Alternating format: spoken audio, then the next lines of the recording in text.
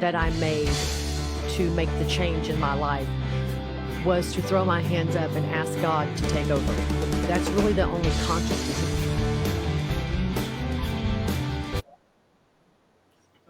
Ooh, what happened? I have no. That's inform them we're training somebody. Yeah. Oh, yeah. Are we live? You're live. Oh, hey, good morning. You're on a Cup of Sunrise. I am Pastor Joe, and I've got the one and the only, the amazing Stada, good morning. It changes every morning, so I don't introduce. I go, it is, and Well, I that's keep who waiting it is. I keep waiting for you to say it. Yeah, so I'm never going to say it. All right. Hey, good morning, guys. We've got a new guy. We've got the one and only Jared behind the board. He's learning the board right now. And now, if you don't know who Jared is, he is the adorable guy. He does the late night, Sunday night service here at Axe Media Group. So 10 o'clock at night, right, Jared? Yeah, is that at 10 o'clock at night on Sunday nights? He does the late night service. So he's learning the board. And the nice thing is he's not going to be able to pull his hair out. So, but I think, I'm not sure, but I think I seen him rubbing the top of it here for just You'll a moment probably do that a ago. little bit, Yeah. Hey, guys, we want to welcome you. We've got an incredible guest, and we're going to be talking to the one and only singer-songwriter, Kevin Cobb, here just out of Arkansas. We're going to be talking to him in a moment. But first, we want to talk about today's national holiday. And I'm really excited about today's national holiday because we're going to go to a restaurant later on today, and there'll be pictures on our Facebook page of us celebrating Deep Fried Clams Day. It's always about food with you. Well, somebody sent me a message. Now, you can't forget today is National Stressed Out Day or whatever it is. I'm stressed out every day. I don't need to celebrate one day for that. Why would we say is that real? Breathe back up, and that. Just gonna do stress relief day. I got you. Yeah, it's that kind of day. So I'm not going to stress out because I do that. So I guess this is a day out of 365 days. This is the one day I don't have to. So, hey, stress. There you go. I'm not doing it. All right. Just did a raspberry. Okay, so deep fried clams. Do you like them with cocktail sauce or tartar sauce or ketchup? No ketchup. Yeah, I'm not doing ketchup. No, I'm not super crazy about cocktail sauce. I only really like cocktail sauce with boiled shrimp. Mm-hmm. That's really the only time I use cocktail sauce. Really? With boiled shrimp. Okay. No, not any other kind of shrimp. I kind of like clams just with no sauce. No sauce. You eat them really? I like tartar sauce, but that's really kind of a fish thing for me. So I like them with cocktail sauce. I like them with cocktail. Blah. All right, guys, listen. We're going to play a song here. We've got a singer-songwriter up here, award-winning. I don't want to forget that. But singer-songwriter, Brother Kevin Cobb is here. We met him over at the BGSSA in Branson, Missouri, Branson Gospel Singer-Songwriter Association. And he has a song that I haven't even talked to him about it yet. But I want to steal it from him. Now, I can say, let me say this real quick. I love to hear him sing. Yes. But I could listen to him speak the phone book. Well, I just love his country accent. I love it. Well, I'm going to say this just because they did this. I don't know if I have the right to do that because we're not that close yet, Kevin. But he has when he accents some words because he's got an Arkansas accent, but he's got some Forrest Gump in there, and that's one of my favorite movies. And so, I want to hear him say shrimp and boat captain. But until then, guys, I'm going to play this song that Kevin wrote. It's called Step Back, Stand Clear. We're going to be talking about this. And he wrote it when he was in Buckville, Arkansas, if I remember right. So check this song out. This is an original written by Kevin Cobb.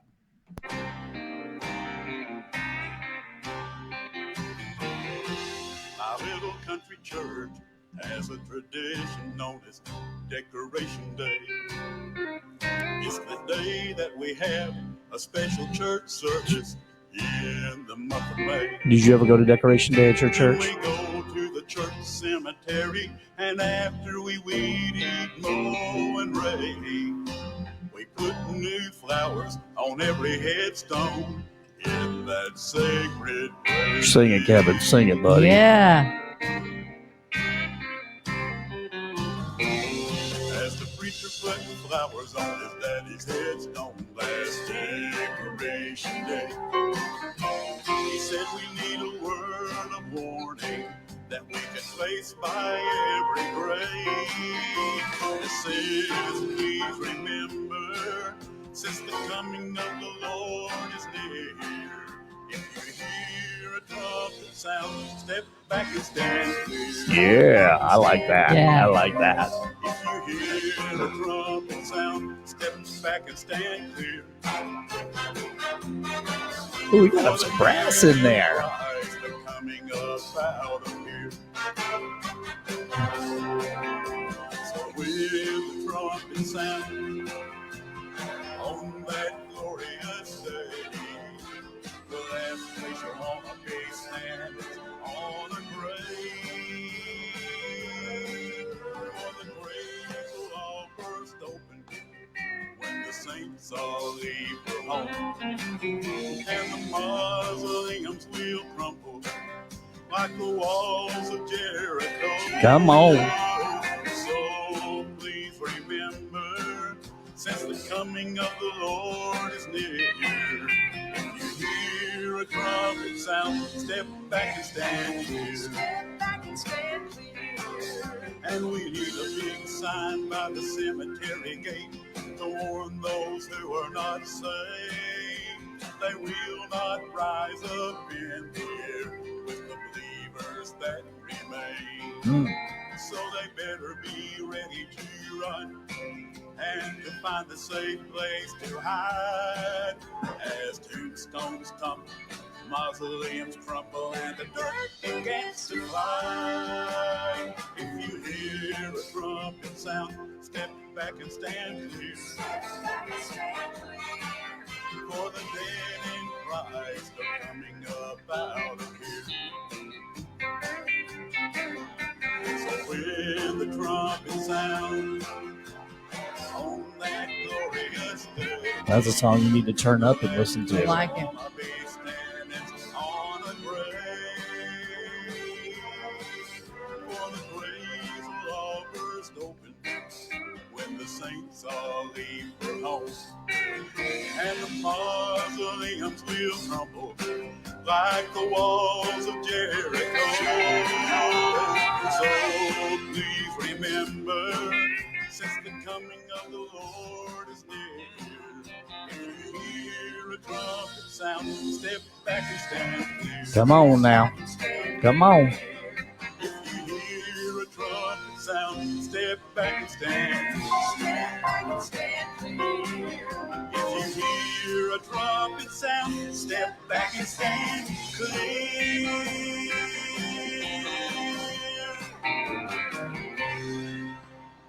And that's what I'm talking about, ladies and gentlemen. Love it. Guys, I welcome love to it. the program, to the Morning Cup of Sunrise. Minister worship leader, two-time award winner of the Golden Pen Award. Cool. Very talented, and who wrote with the one and only legend of music, Ronnie Henson. Kevin, thank you for coming on to the program. How you doing this morning, buddy? Doing great. How are y'all doing? Hey, I am doing well, just like a tick in a big buried in furry dog. I'm doing good. Guys, we got to meet Kevin Cobb over at BGSSA here just a couple of weeks ago, and they were playing one of his songs, and it was on. Kevin, I was actually wanting to talk to you about this song. It was on the video screen. They were playing it when everybody was eating, and it was one that you had did talking about being baptized In the muddy water? in muddy water or something like that. Yeah, called a hole with some water in it. Yep, Yes. a hole with some water in it. Yep. Okay, I love a hole with some water. I got to write that down because I need you to send that to me so I can get that on our radio station because I Okay. love that song. Yeah, I it was heard good. that, guys. So you guys are going to be able to hear that on Radio Free America coming up because that's just a great song. Yes. And you're probably going to hear Step Back, Stand Clear because now I got the MP3, so I'm stealing it, Kevin. Yes. But here's one thing I promise I won't be singing it in public, just in my car, man, just in my car.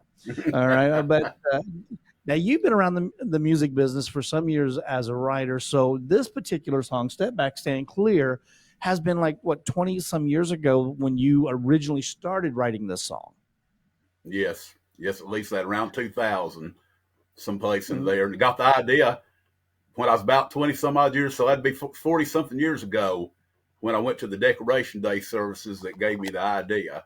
So been a wow. Yeah. Now, my first Decoration Day, I was actually in my 20s. 2021 was my first one. And I was running sound for an evangelistic group that played music, and I was dating the guitar player. It was a female, guys, but I was with the band. But that's what they did. That was one of their things. That was my first time. I was in my early 20s. And it was really neat because I liked the food. You know, you got the picnic on the ground kind of thing. So yeah, I was kind of digging it. But so when you started writing this, how long did it take you to write this particular song? Well, just the first edition, from the time about a 30-minute drive from North Little Rock to Benton, was all it took for the first edition of it. And I began to sing that around here at some churches. They liked using it for funeral services, some of the pastors around here, because that line, step back and stand clear, And right. So, and then, of course, as a songwriter, you try to rewrite it and pray the Lord to help you to rewrite it. Try to make it, like Ronnie Henson said, try to make every line stand on its own, make it as good as you can possibly do it.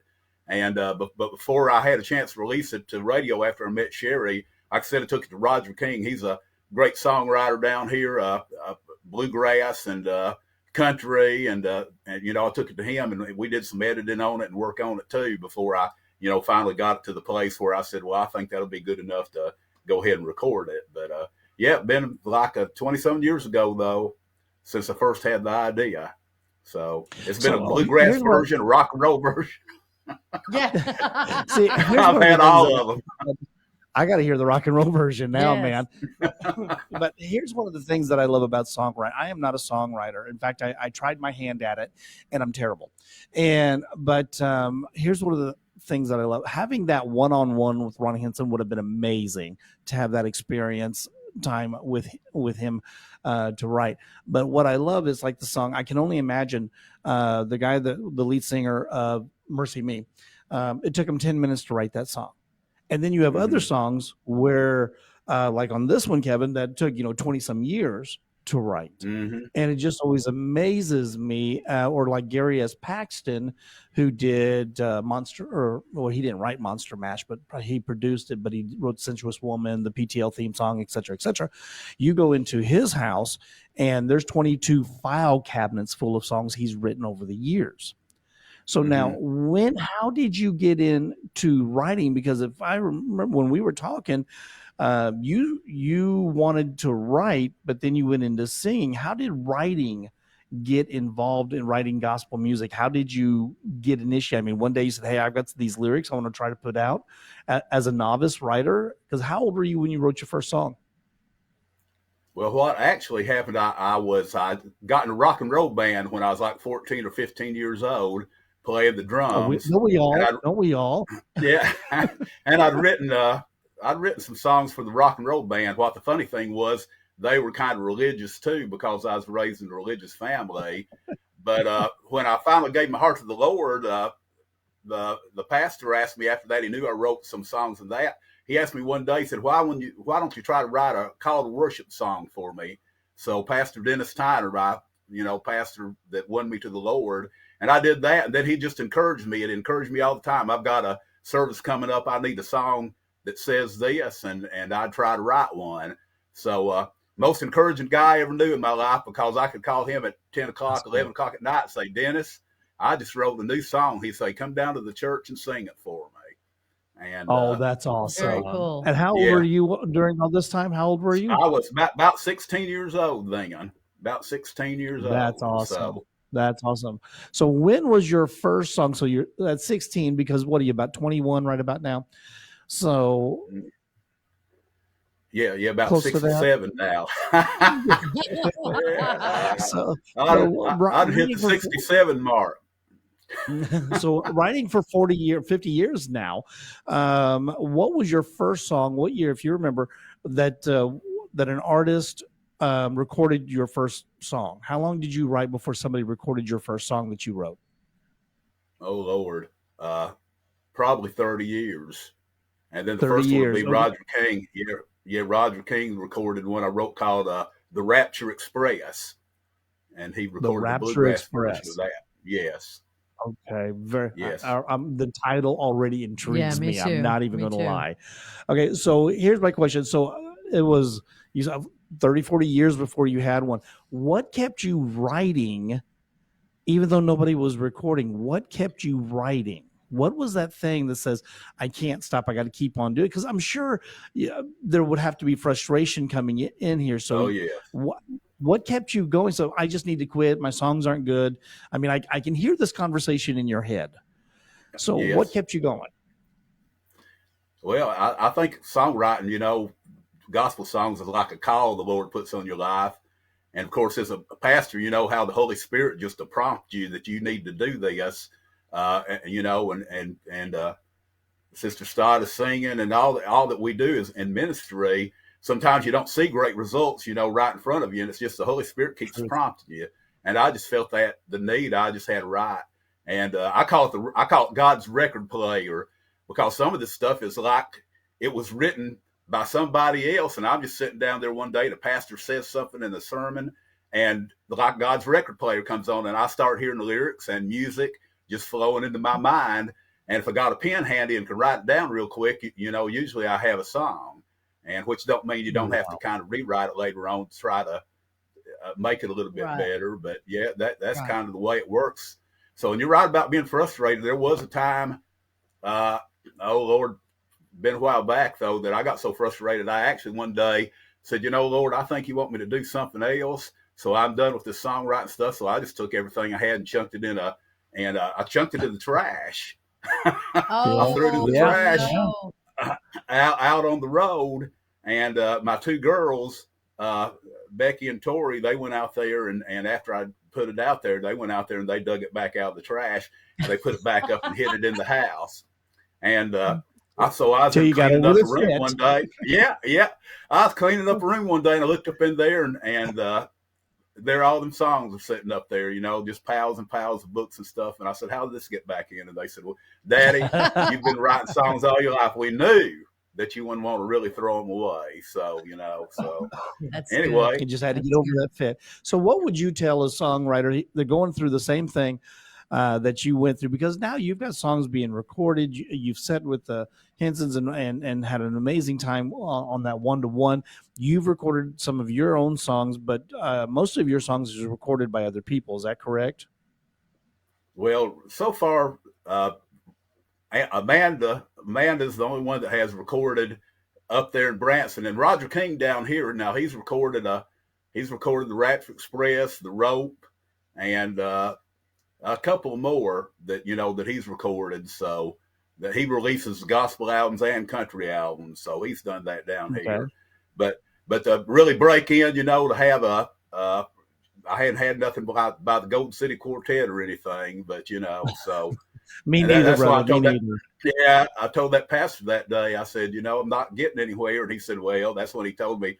Said, Brother Cobb, have you ever thought that maybe the Lord wants you to sing the songs you write? And I said, no, sir, I have not ever thought about that. He said, maybe it's time to start thinking that way. So, yeah, so I have, and up to now, most of us, I write. And of course, I've got ministry at two churches. I help Cornerstone Worship Center with the music ministry and preaching ministry over there, and Morgan Full Gospel at night. I teaching a young lady how to play the piano and helping them with their music ministry over there. So, doing that. That's where I sing my songs at most of the time, except for, thank God for the BGSSA, I get to do it up there. So, well, I know the first song that I heard was that a hole with some water, and absolutely loved your voice. Loved that, how that one went. So now when you get, because I know with writers, there's certain different things that will, whether it's a pastor's sermon or you've seen something and a lyric will pop into your head or a line or something like that. when you're writing a song, how many songs out of all these years has it just went smooth and just went boom, it's done, versus something that's taken 20 years? Do you have more of the songs that you write that the Holy Spirit says, here, this is what it is? Or do you have more of the, okay, this is going to be a time process song? Yeah. Well, I'm saying it's about half and half. Some just come. And matter of fact, I was sitting in the service and this guy's preached a sermon, and he was talking about Lazarus coming forth from the grave. He said before Lazarus could come out, somebody had rolled the stone away. And so he was talking about, and I said, the Spirit come up on me. So I wrote a song right there sitting in the back about, for us to raise the dead, for people to be saved, somebody's got to roll the stone away. Somebody's got to preach the message. Somebody is, got to help in the process. And the Spirit of the Lord helped me. And I got up there at the end of the service and I sung that song for the invitation. So sometimes it comes like that. Wow. And then there's times that you'll get a good idea and you'll write it down, and then you'll go and, I got a drawer full of them that, never have finished.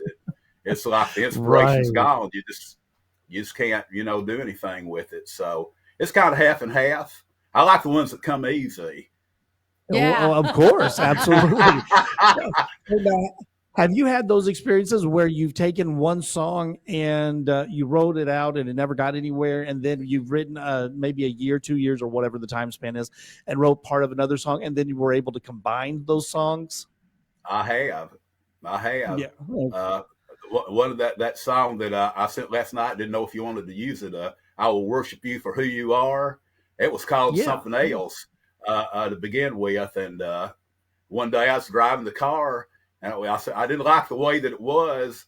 And this a little chorus come along there, and I joined the two of them together. And I said that works pretty good, So that's awesome. Sometimes you pick something up, and that you wrote 15 years ago, and sometimes it's just like, I like what Sherry says, God connects the dots. He's got a time for everything. Right. And sometimes that song has got its time that it needs to come out and be heard. So, well, I'm really believing that songwriting is kind of like preaching. And somebody asked, well, how long takes you to study for a sermon? Well, sometimes I study for a sermon in 10 minutes, sometimes 6 hours, sometimes 30 years. So this is what songwriting, I'm thinking it's about the same way. About the same way, yes. So now you're involved with BGSSA. Let's talk about, for those people who don't know what the BGSSA is. It's out of Branson. I've known Sherry for a lot of years. She's been doing that ministry for a lot of years. Branson Gospel Singer Songwriter Association. I worked with Sherry some years ago. And Stada's just now, we're just now getting involved with it. But now, how did you get involved with BGSSA, and how does that help you in your ministry? Okay, well, I actually, Sherry was coming down here to Arkansas one time years ago, and I didn't get to go and meet her. I was sick that day, and but I joined Mickey Mixon had an organization called gospelsongwriter.com. You could join his, and he'd try to connect you with groups that were recording. And he'd gotten sick, and so I wasn't able to do that anymore. And so I just got online. I'd heard about her and got online. I researched it a little bit, and then just one day, me and my wife talked it over. I said, I've heard about the BGSSA, and I called Sherry, and Sherry told me, yeah, come on up to Branson sometime, see what we're all about, And so I'll never forget it. The day that we first went up there were tornado warnings out all over Arkansas, and some for, southern Missouri. And we got up that morning. I wondered, well, whether should I go or stay home? And we talked it over, said, well, I believe the Lord wants me to do this, so we're going up there. I'm going to trust him to take care of me. And went up there and met Sherry and Dale Brown, and, heard them sing and heard them talk about the ministry and what they were able to do, especially Brother Dale Brown. He had written like me for years and years and years. And finally through Sherry was able to begin to get some of his stuff out. And like Sherry said, I could go around as a singer to these little bitty churches and sing for 15, 20, 50 people or whatever, or I could join her organization. And since she's got these connections, I can have a song put out on the radio that can be heard by thousands of people and millions of people, you know. So I joined up with her, and it's been a blessing. I know y'all are up there. You can tell everybody loves one another, you know, and encourages one another, and the writing and their singing ministry, and Sherry does that, and all the people up there, you know, that are working to try to make it success. It's been a real blessing. But you know, I met her in 2017. I think it's the first time we went up there. And 2019, I released the song "Ugly Praise." You know, through her the radio. Yeah. So it's been a great thing. I'd encourage anybody, if you're a writer or singer or something, there, call Sherry and get involved in that thing. I mean, it's really a blessing. It really is. Well, here's one of the things that I love with the number one. I love Sherry to death. Because I know she's listening, so I better say that. But no, but I love Sherry. She's a great woman of God. But here's the thing that I love with BGSSA is that it makes connections. I mean, this one thing is, you know, you can sing to the small church, and there's nothing wrong with singing to the small churches or even preaching to the small churches. But, you know, I'm a firm believer if God gives you a talent, you need to figure a way, and God will guide your path, just like he did with you with BGSSA, to get whatever your talent that he's given you for it to be promoted. It's not about the things that we get on our shelves or whatever, but it's about being able to get the songs out or the ministry out, whatever it may be, into other avenues. And with today's media, there are thousands of different ways now for an independent artist, a songwriter, to get their music out. And BGSSA helps in that area, but they promote the gospel and the heart of people. And I know the people are very loving. When we went there for our first meeting and just found some great music and some amazing people, because when we get into an area, we're kind of standoffish first. Yes. But then we get to that point where they're just wishing we'd shut up. So with doing the BGSSA, do you have a project coming out pretty soon? Do you have some more songs coming out that you're writing? What's your plans with that? Because I know do you evangelize as well? Well, I do some preaching, you know, mainly at these two different churches. I call myself the pastor's helper. So it seems like that's the ministry the Lord's given me. If they're out of town and need me to preach for them, I'll preach for them. Just pretty much the gap filler. Yeah, the gap filler. Whatever you need me to do, I'll fill that gap, you know. Show me the hole in the line and I'll run. Yes. Good. I'm about to add a third church to your list there, buddy, but it's in Missouri. So with this, have you got a new album coming up, new project coming in? What's going on with that? Well, like I said, next year, my goal right now to radio, of course, it costs a little bit of money, you know, to get this done. It ain't nothing free. But my goal right now, I'm going to try to release at least one, maybe two songs a year while, you know, I'm able to. Of course, 67 years old. I hope to live to be 90 if the good Lord don't come back, but we don't ever know.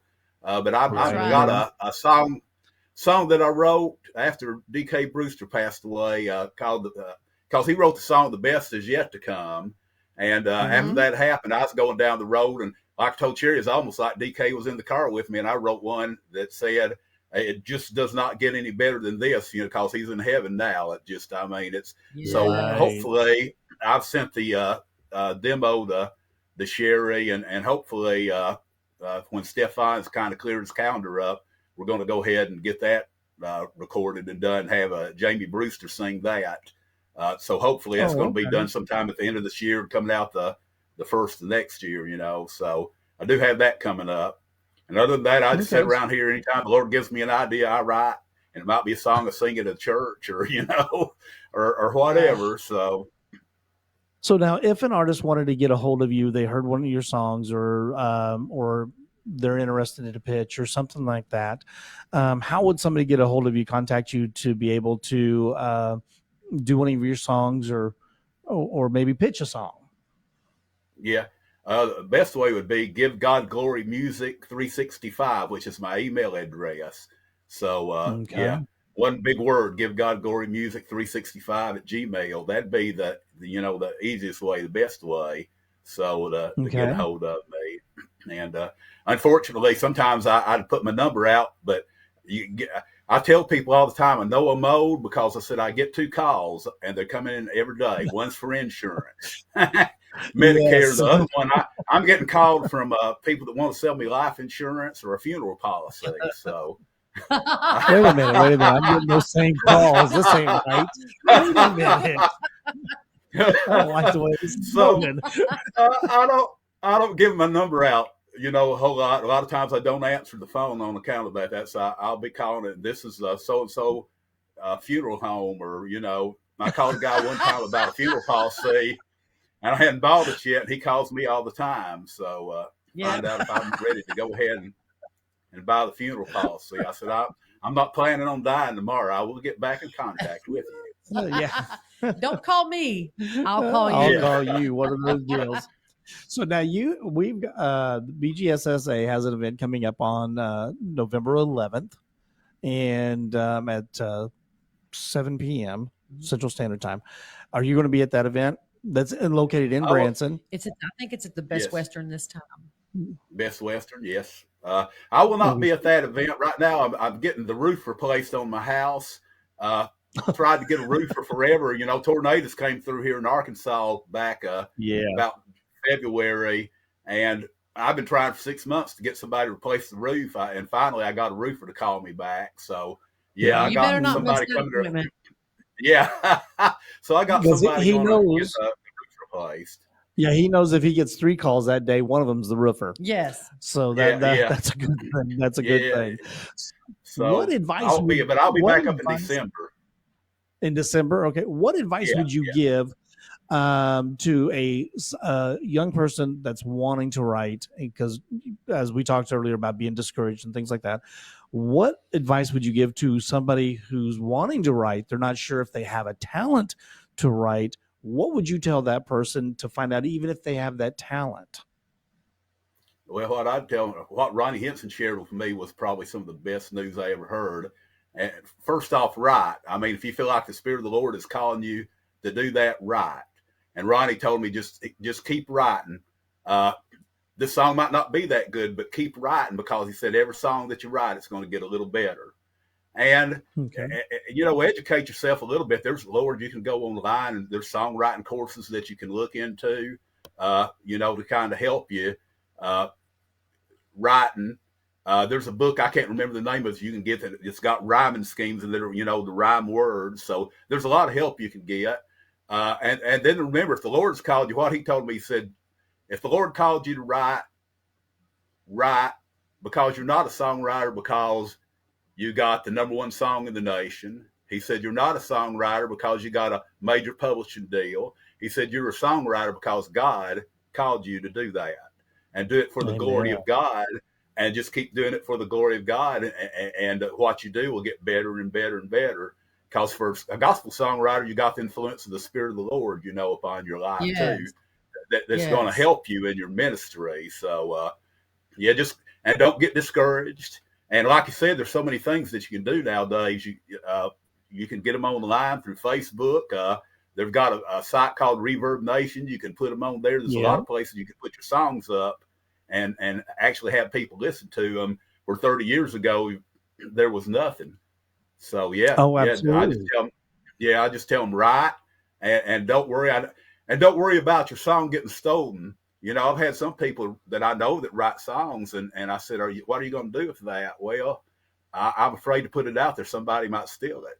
I said, wouldn't it be better if somebody would steal your song and it was used for the glory of God than you're putting it in a drawer? It's not going to do nobody any good at all, or you. Absolutely. That's right. I like that. Just put it out there and trust the good Lord to take that song where he wants it to be taken. And if you don't get any money here, the thing that matters, you're going to get a blessing when we get up to heaven. So nothing we do for the Lord down here is going to be forgotten by him. So just keep writing. Exactly. And it is kind of discouraging, sometimes, because a lot of songwriting's by yourself. You sit there writing, but keep on doing it and use every avenue the Lord opens up for you. Like Sherry Brewster says all the time, God, he's the dot connector. He'll connect the dots where you need to be, or who you need to be with. So that's what I tell. We're we're going to have Sherry Brewster on the program here, I think, in the next month or so. We've got her scheduled to come in. But we've got some other artists coming in as well. We'll be talking about that as we go throughout. But now, with one more question for you, Kevin, as you're going into ministry, you've been doing this for a lot of years.